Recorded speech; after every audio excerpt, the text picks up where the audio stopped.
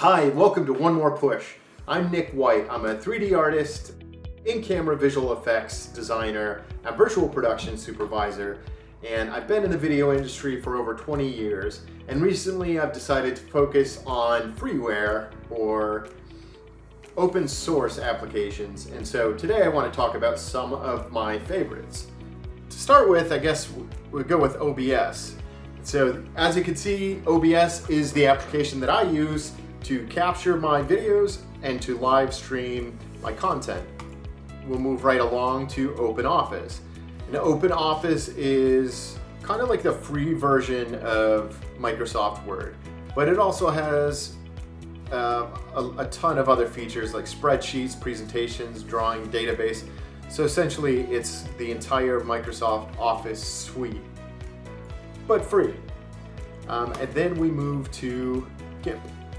And GIMP is a free application that's open source and very similar to Photoshop.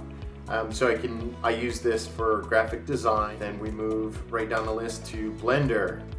So Blender is my favorite. Blender is an alternative to Cinema 4D or Maya or other 3D applications. You can do modeling, texturing, animation.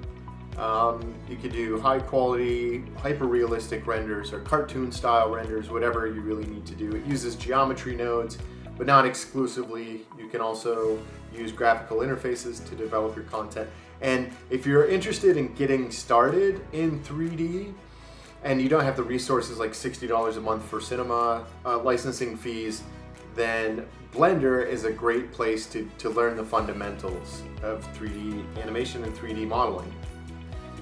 Then next we move on to Epic Games, which I use for Unreal Engine. So after I develop my 3D models, I import the models into Unreal Engine so that I can place this content, I can block, I can animate, I can build out my scene, I can add environmental objects, I can build animations, I can sequence things out, I can add particle effects, camera animations, all kinds of things. So it's kind of a new tool that we haven't seen, at all until the last couple of years when it first became free. And I love Unreal Engine. It's my new favorite tool. But again, it's just a tool, and without 3D models from Blender and without custom textures from GIMP, it's completely useless. Then kind of hopping out of order, I'll go to Audacity. And Audacity I use for audio recording. So this is an open source application. This is freeware that you can download.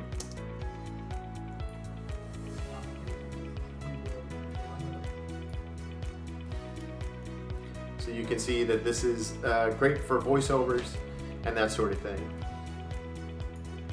Then we jump to DaVinci Resolve, and this is great. This is very similar to the Adobe suite, but again, totally open source. There is a paid version that you can use that offers more effects and more filters and more functionality, and it's only $300 if you have the budget. I do recommend that you invest the $300 because it's well worth it.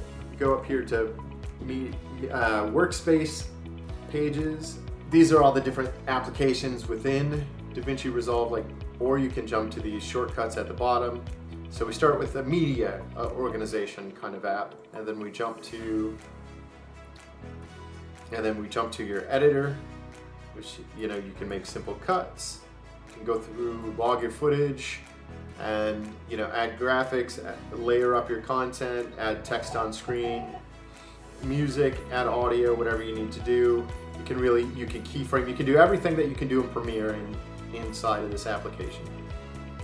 Then and more, because I'm going to move right along. So this is a more non-linear editing system that you may be used to. This is where you have your layers and you can kind of stack things up and get more intricate with your editing. Okay, and now we move into the fun stuff. So this is Fusion, and this is a node-based compositing system.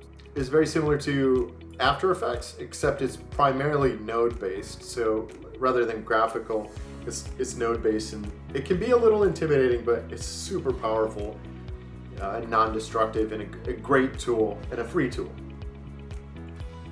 And then of course we have what I think DaVinci Resolve is most known for is the quality of their color correction tool. You can really do a lot with DaVinci Resolve as far as creating windows to to really tone in on the color that you want to modify and tweak it out just super precisely. And you have all your scopes on the side here. So again, free application. Then we move on to Fairlight, which is again an audio program, so you can really fine-tune your audio in here and add effects and so on. And then delivery, so this is for final output and encoding and file prep. And then the final app that I want to talk about today is Handbrake, which I use for encoding. It comes to begin with a ton of great presets that you can use to get started.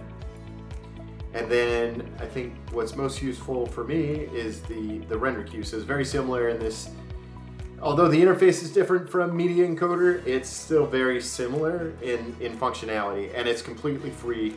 It's donation based. So if you have the capacity to donate for any of these free apps, definitely do that.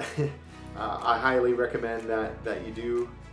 So there we are, Handbrake, DaVinci Resolve, Fusion, Unreal Engine, Blender, GIMP, OpenOffice, OBS. These are a few of my favorite open source applications. Links will be below, and you can download, donate, and support these open source applications because they're really great.